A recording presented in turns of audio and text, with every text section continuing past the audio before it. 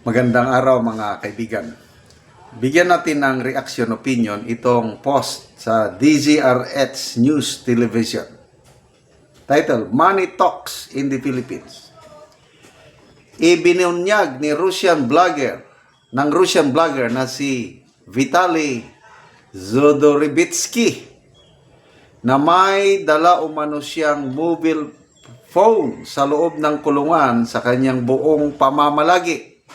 Taliwas sa pahayag ng Bureau of Jail Management and Penology na hindi sa kanilang fasilidad kuha ang larawan ng vlogger habang gumagamit ng cellphone.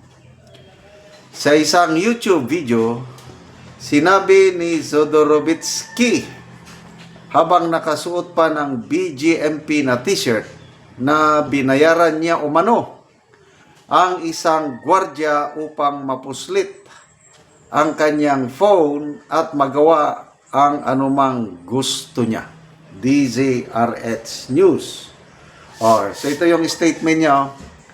I had the phone the whole time in jail. I blogged the whole experience. It's corruption. I paid the guard. You're good to go. Bro, you can do anything. Money Talks in the Philippines. Russian blogger Vitaly ito yung nakulong ng ilang buwan? 3 months ata. I'm not sure, ano? Nakulong, then mamaya dineport. Nasa Russia na. Tapos ngayon, nag-vlog. Palagay ko, maraming nakapanood nito. Nalagay na naman tayo sa alanganin. Tatak bagong Pilipinas. But anyway, ang dami ng ganito.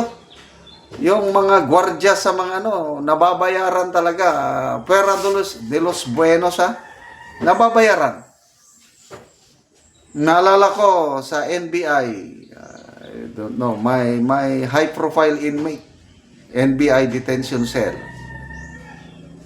Maraming kaso, kaya lang nakadetain sa NBI. Nako!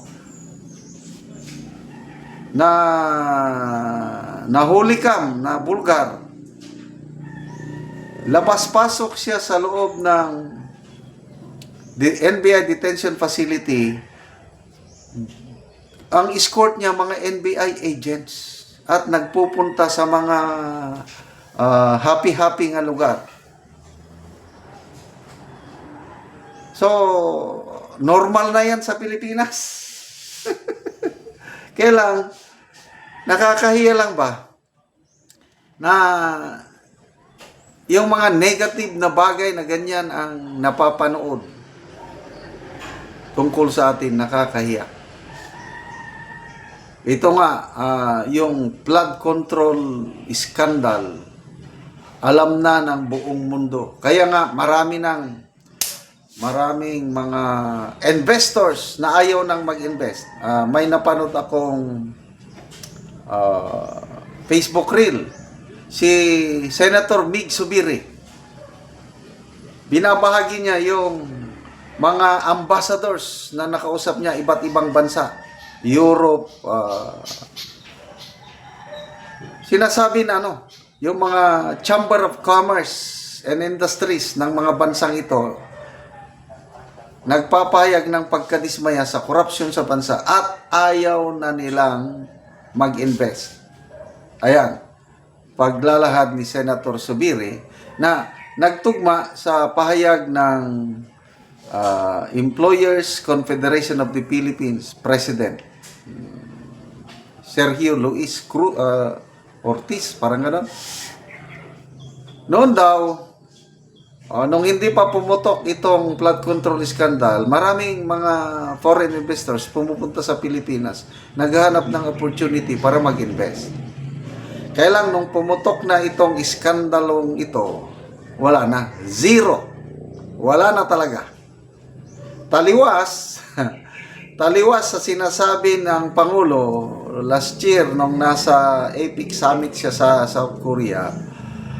Sabi ng Pangulo, pinagmayabang niya na dahil sa aking pag-expose sa flood control scandal bumalik na ang tiwala ng mga foreign investors kaya nagbalikan na sila. Katawa ang anyway, ganyan talaga ang Pangulo, bilib na bilib sa kanyang sarili. Akala niya he is doing good. Kaya nga sabi niya na, sana pag alis ko, yung susunod sa akin, ipagpapatuloy niya yung magandang nagawa ko. Ano bang magandang nagawa ng administrasyong ito?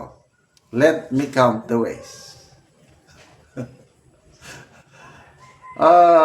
In fairness, ang isang maganda lang yung NTF-ELCAC.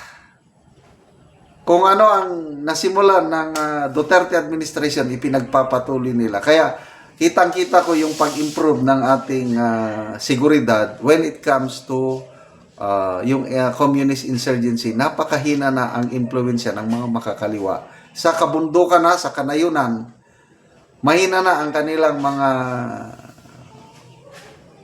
armadong rebelde. Sa maingay na lang sila dyan sa Kongreso.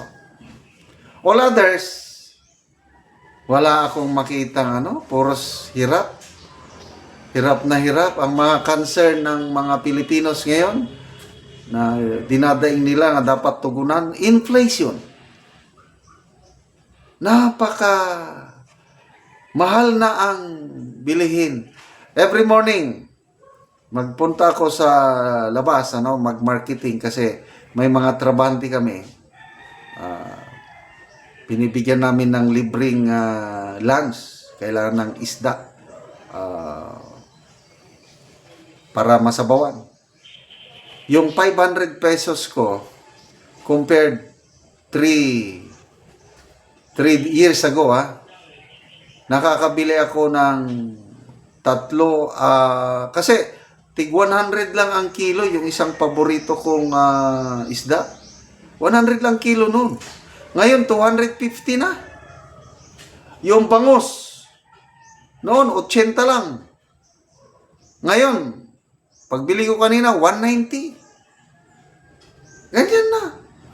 So, anong magandang nagawa ng administrasyong ito na gusto niyang tularan o ipagpatuloy? Ang maganda, yung flood control scam. Pagpapatuloy. Well, salamat mga kaibigan sa inyong pagsubaybay sa ating channel. Nakakatulong kayo ng maigi sa tribong Talandig ng Bukidnon dahil ang sweldo natin sa channel na ito is pantulong po sa tribo. Namimigay tayo ng libreng yero at pako para makapagpatayo sila ng mas maayos na tirahan.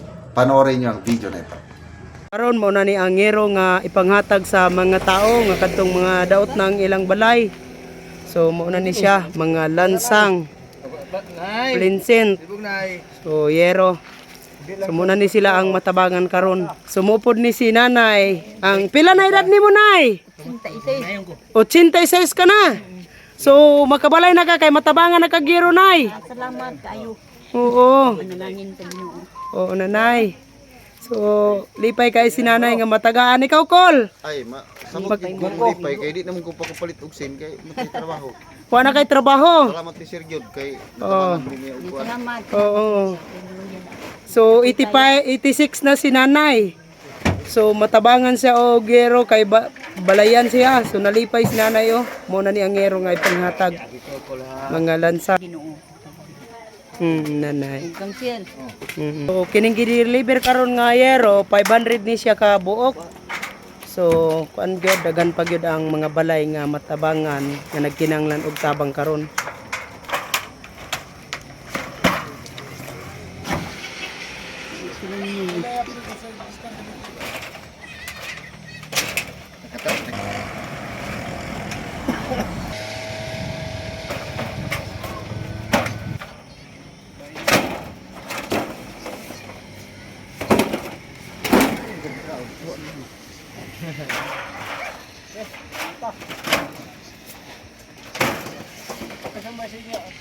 Salamat sa Ginoo, salamat ni Sir. Salamat ni Sir. Kay gitagaan mi niya og kuan. Kani Dali sa Ginoo. Ang makatot namin. Salamat kayo. So nagpasalamat gid si nanay bisan sa ang katugwaw nguna. Matabangan si nanay. Salamat kay nay. Salamat kayo tungod sa akong kanuya gitabangan ako sa Ginoo. Oo.